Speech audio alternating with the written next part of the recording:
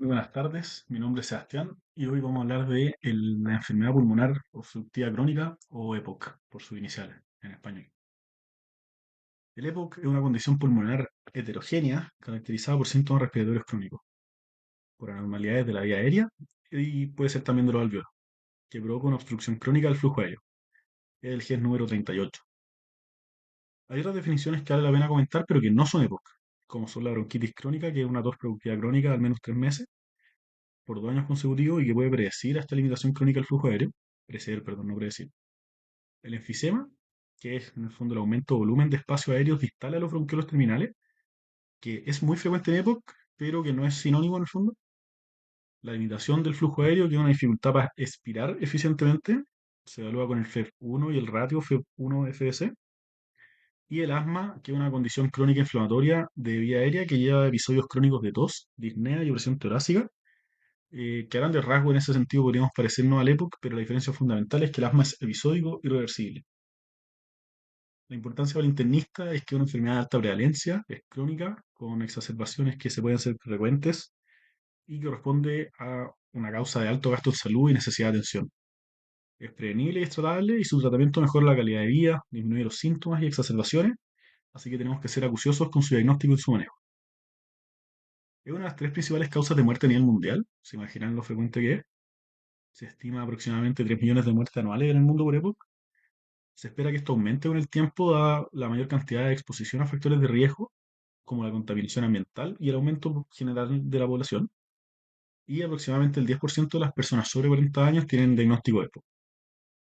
Sobre la fisiopatología, hay cambios predominantes en la vía aérea, en el parénquima pulmonar y en la vasculatura pulmonar.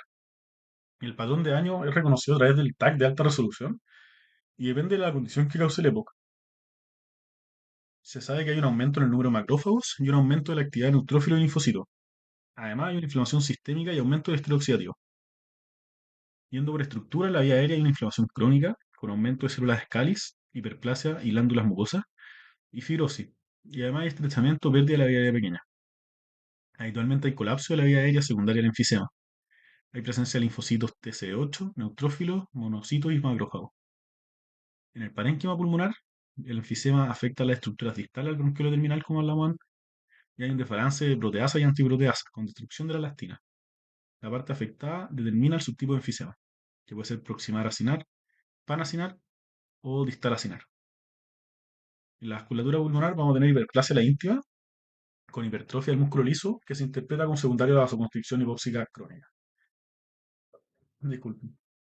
Existe respuesta inflamatoria sistémica con disminución de la masa madre, aumento del riesgo cardiovascular, aumento del riesgo de hipertensión pulmonar, compromiso neuropsiquiátrico, osteopenia y osteoporosis.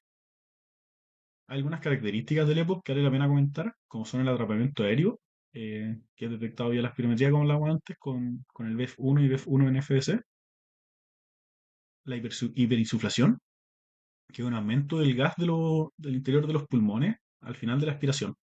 Esto contribuye a la disnea y a la intolerancia en el ejercicio y aumenta el número de hospitalizaciones, aumenta la mortalidad y la falla respiratoria también. Se da por la pérdida del retroceso elástico y por lo tanto obstrucción expiratoria, causando por alteraciones ya mencionadas. Existe estática y dinámica. La alteración del intercambio gaseoso también es importante. Esto tiene que ver con las alteraciones estructurales y circulatorias. Se altera básicamente la relación BQ. Provoca hipoxia, que puede o no ser con hipercapnia. Y también sabemos que empeora mucho la DLCO en los pruebas de función pulmonar. Puede haber hipertensión pulmonar por la hiperplasia de la íntima del músculo liso que ya comentamos. Y en las exacerbaciones pueden haber múltiples gatillantes, infecciones, contaminantes, no adherencia a terapia, etcétera, donde aumenta la inflamación de la vía aérea y el sistémica también, con atrapamiento aéreo y hiperinsuflación. Sobre la etiología, la verdad es que la guía de la Gold, la última, describe como un enfoque tipo multi, como con varios pilares, donde vamos en los genes, las exposiciones y el tiempo. Sí, pese a eso, quiero partir con el tabaquismo, que es clave en el desarrollo de todo esto, como gran exposición en el fondo. En general sabemos que en pacientes con IVA sobre 10 hay que considerarlo, pero en general hay, o sea, pero también hay estudios con baja carga tabáquica en donde igual aumenta el riesgo de tener EPO. De todas formas, no más del 50% de los heavy smokers en el fondo desarrollan EPOC. Esto igual incluye tabaco, pero no cigarro, como puede ser la pipa, el puro, etcétera, y incluye también la marihuana. Incluye por otra parte el tabaco, el tabaquismo pasivo y el tabaquismo durante la etapa fetal. En pacientes del primer mundo, el 70% de los casos de EPOC está relacionado a tabaco. Otras exposiciones son la biomasa, donde hay mucha importancia en países de nivel socioeconómico medio bajo. Suman un 50% los casos de EPOC a nivel mundial, y estos pueden ser madera, excremento de animal, residuos de cultivos, carbón, calefacción en la casa, etcétera. Otra que puede ser laboral, como polvos o agentes bioquímicos. En general se escribe como el 30% de los EPOC. Otra es la ambiental, donde el material particulado, por ejemplo, acá en Santiago tenemos mucho, el ozono, los óxidos de nitrógeno y algunos otros. Ahora vamos a pasar a la parte genética, donde hay mayor riesgo en pacientes con familiares que tengan EPOC. Y el ejemplo más clásico de esto es el déficit de alfa-1 antitripsina, que está dado por la mutación del gen SERPINA1. En verdad, la presencia de esto es como 0,1% de los casos de EPOC. Y por último, hablemos un poco del tiempo, donde la capacidad funcional mejora hasta los 25 años más o menos, después hay un plató que es corto y después sí empeora persistentemente. Entonces, la verdad es que en cualquier medida que pase de más tiempo va a haber peor funcionamiento respiratorio. Otras cosas que son factores de riesgo para EPOC son las enfermedades respiratorias. El asma es un factor de riesgo, la hiperreactividad bronquial, la bronquitis crónica, las infecciones respiratorias, sobre todo en la infancia. El sexo ha cambiado con el tiempo. Antiguamente era más en los hombres, pero hoy ya serían las mujeres. Eh, Mayor carga de enfermedad, al igual que mayor carga de tabaquismo. Y el nivel socioeconómico bajo está asociado, pero no sabemos si es que esto es por exposición o es algo independiente. Sobre la clínica tenemos la anamnesis próxima, una disnea crónica. El síntoma cardinal del EPOC, el que mayor repercute en la calidad de vida, y hay múltiples mecanismos. Hay mala mecánica, hay hiperinsuflación, alteración del intercambio, estrés, y esto lo podemos medir con la escala modificada típica que se usa, que tiene que ver con cuánta disnea hay en distintas situaciones en el fondo. O sea, acá, con qué tipo de actividad tú sientes disnea. Esta en el época es progresiva en el tiempo, empeora en el ejercicio y es persistente. Lo otro fundamental es la tos, que muchas veces es el primer síntoma, puede ser intermitente y habitualmente los pacientes lo minimizan o lo relacionan con el tabaco mismo. En el EPOC muy severo puede haber síncope por aumento de la presión torácica en relación a la tos, o pueden incluso haber fracturas costales. Pueden haber otros síntomas como silbidos, opresión torácica, fatiga importante con limitación de las cosas que hacen en el día a día. Hay que preguntar por las exacerbaciones, que es que aumente cualquiera de estos síntomas. Y hay que preguntar por baja de peso, pérdida de masa muscular, anorexia. Hay que buscar edema en caso de falla cardíaca derecha. Hay que buscar también síntomas neuropsiquiátricos como depresión o ansiedad mayor. Sobre los antecedentes, vamos a repetir un poco lo que ya hemos comentado. El tabaco fundamental, el humo de la cocina o calefacción, la exposición laboral a polvos, a vapores, a distintos humos, a combustiones.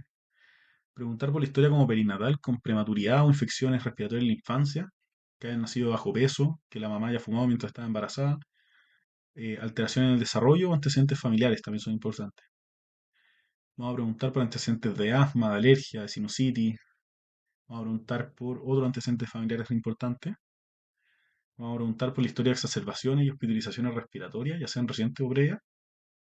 Y vamos a tener que hacer un alto énfasis en comorbilidades que acompañan al EPOC, como pueden ser las patologías cardiovasculares, que al final son las más importantes en el desarrollo de esta enfermedad, la disfunción musculoesquelética, el síndrome metabólico por el manejo de riesgo cardiovascular, la osteoporosis, la depresión y ansiedad, como comentamos, y el riesgo de cáncer de pulmón. También es importante en estos pacientes hablar la red de apoyo. Para el diagnóstico, el paciente tiene que cumplir clínica y tiene que cumplir con pruebas de función pulmonar alterada.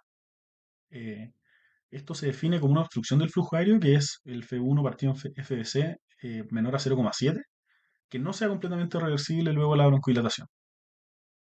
El laboratorio que vamos a pedir va a ser la espirometría, que es el test diagnóstico por excelencia, es fácil, es rápido, es barato, está disponible, en donde el paciente tiene que hacer el test con su máximo esfuerzo y el personal que toma el examen tiene que estar adecuadamente capacitado para eso. El diagnóstico, como dijimos, es con la relación de F1 partido en FDC menor a 0,7 pre y post broncodilatación. En resumen, esto es fundamental porque nos da un rol diagnóstico, también nos da un rol pronóstico por la severidad de la obstrucción y nos ayuda al seguimiento para ver si es que hay respuesta terapia y todo. Existen algunos pacientes con espirometría alterada, pero que el ratio está preservado.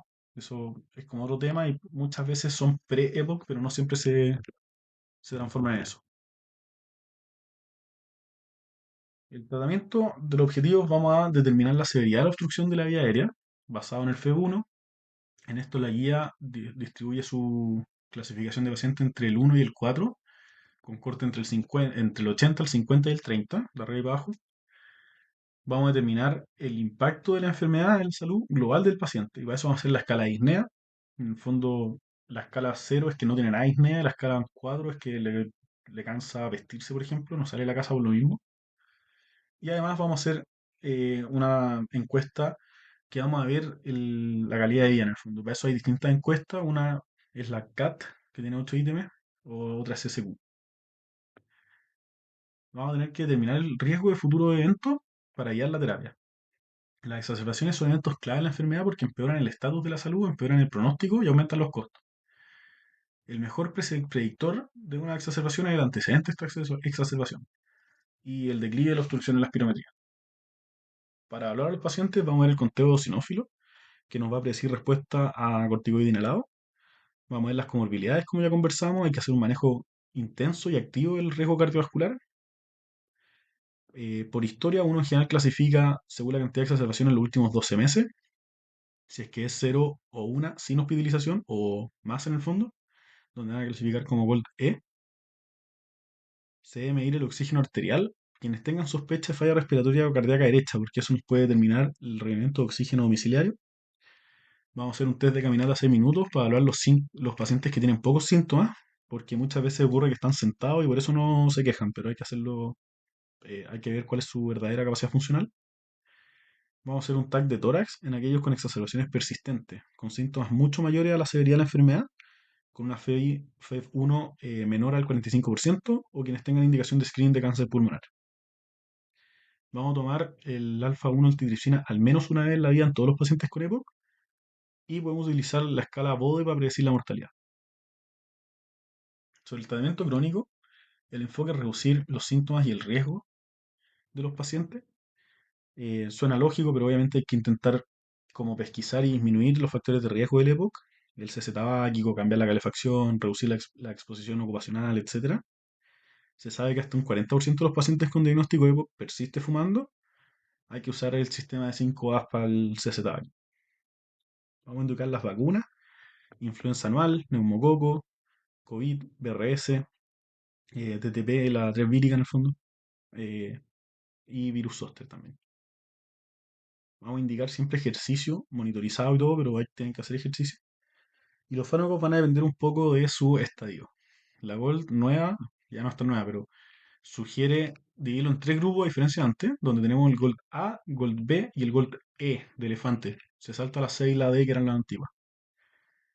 Siempre vamos a educar sobre el manejo de la disnea y debemos educar sobre la técnica de inhalación. En el Gold A, que son pacientes que, como dijimos, nunca se han hospitalizado por una exacerbación, tienen máximo una al año, pero que es piola, y que tienen pocos síntomas, una escala de INEA MRC 0 o 1 y un CAT menor a 10, le vamos a dar o agonistas beta o agonistas muscarínicos de larga duración. Si es que es Gold B, que esto quiere decir que tienen más síntomas, más repercusión en su vida diaria, pero, como les decíamos, no se ha hospitalizado por las exacerbaciones y tiene pocas, le vamos a dar la mezcla a los dos. Se pueden combinar en este caso, el que uno quiera. No hay evidencia que uno sea mejor que el otro. El Gold E, que incluye a todos aquellos quienes estuvieron hospitalizados por una exacerbación o tienen más de una exacerbación al año, aunque sea en la casa. Les vamos a dar mezcla y podríamos considerar corticoides inhalados si es que los eosinófilos están sobre 300. Si es que tienen EPOC más asma, vamos a tratar como si fuera asma. Obviamente, como dijimos antes, vamos a manejar las comorbilidades y vamos a ingresar a los pacientes a rehabilitación pulmonar. Hay que evaluar la necesidad de oxígeno domiciliario. Los estudios están hechos con 15 horas al día o más. Y esto aumenta la sobrevida si solo sí tienen indicación, que eso quiere decir hipoxemia severa en reposo, con presión arterial de oxígeno menor a 55, o menor a 60 con complicaciones en relación a ella, como son el cor pulmonar o el hematorito sobre 55%. Vamos a titular la saturación de oxígeno para que esté sobre 90. Existe también como manejo la ventilación mecánica no invasiva domiciliaria, que esto se puede hacer en pacientes que tengan una hospitalización con un CO2 previo al alta de 53 o más. Les podríamos dar esta ventilación que aumentaría la sobrevida y bajaría la readmisión hospitalaria. Los metaanálisis no dejan claro que sean mejores, quiénes son los mejores candidatos a esta intervención, pero estamos usando ese corte. Hay que hacer el seguimiento con espirometría anual. Tenemos que evaluar individualmente el beneficio del ingreso a cuidados paliativos. En los controles de los pacientes ambulatorios siempre vamos a tener que reinterrogar sobre la técnica inhalatoria, sobre la herencia, sobre otras comorbilidades y debemos evaluar la disnea y exacerbaciones y según la predominancia el manejo dirigido. Si es que tiene mucha disnea, podemos optimizar la inhalación de los broncodilatadores en vez de puff, pasarlo a polvo y obviamente optimizar el manejo no farmacológico. Se podría considerar el uso de inhibidores de la fosfodiesterasa 3,4, que es la ensifentrina. Si lo que predomina son las exacerbaciones, podemos usar eh, corticoide inhalatorios si es que todavía no se han indicado y si es que tiene eosinófilos sobre 100. En el fondo vamos a estirar un poco la indicación de uso de corticoide inhalado. Vamos a considerar acitromicina en casos de exfumadores. Podemos considerar roflumilast, que es un inhibidor de fosfodiesterasa 4, si es que tienen una FEV1 bajo 50% y tienen bronquitis crónica. También existen otros medicamentos como el dupilumab, pero eso ya, todos estos son más resorte broncopulmonar de su especialista en realidad. ¿Cuáles son las cosas que estamos más o menos seguros de que reducen mortalidad en el EPOC?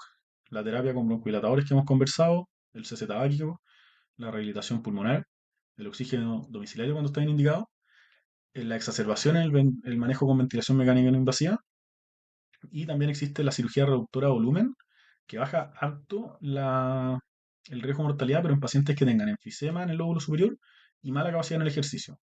En los otros grupos, esta cirugía aumenta la mortalidad en realidad, así que hay que tener súper clara la indicación. Un par de preguntas breves sobre las exacerbaciones. La definición de ellas es una disnea, todo su esputo que ha empeorado las últimas 2 semanas. Se acompaña de taquicardia, taquipnea y en general asociado a inflamación local o sistémica, ya sea por infección o algo más.